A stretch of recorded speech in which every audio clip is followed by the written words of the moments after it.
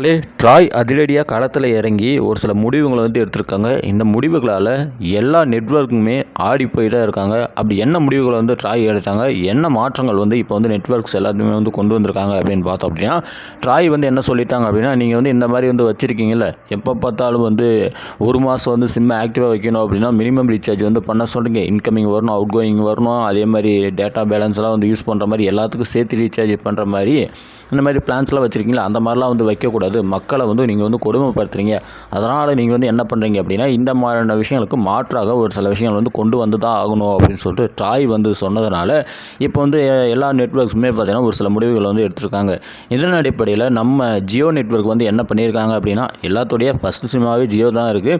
Second sim அப்படின்னு பார்க்கும்போது வேறு நெட்வொர்க்ஸை பார்த்தீங்கன்னா எல்லாருமே வச்சுருக்காங்க. கிட்டத்தட்ட 60% மக்கள், எனக்கு தெரிஞ்சு 160% பேர், 60 70% மக்கள் பார்த்தீங்கன்னா ஃபஸ்ட்டு சிம்மாகவே பார்த்தீங்கன்னா ஜியோ தான் வச்சுருக்காங்க.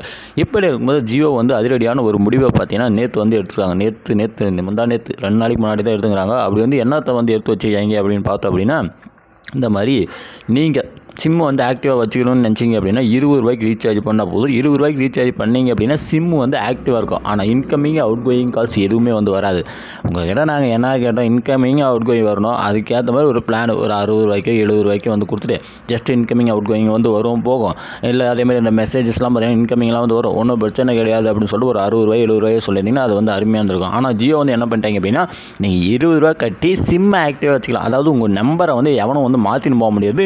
நீங்கள் ஒரு மாதத்துக்கு பார்த்தீங்கன்னா சிம் சும்மா ஃபோனில் சொருவி வச்சுக்கலாம். இதுக்கு மட்டும் பார்த்தீங்கன்னா அவங்க ஒரு வாய்ப்பு உருவாக்கிருக்காங்க. இது எந்த அளவுக்கு நல்லதுன்னு சொல்லிட்டு எனக்கு சுத்தமாக தெரியல.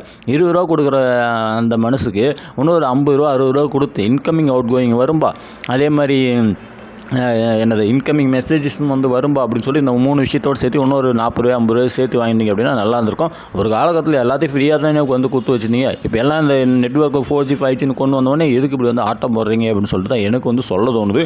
உங்களுக்கு என்ன தோணுது அப்படின்றத மறக்காமல் கமெண்டில் போட்டு வைங்க.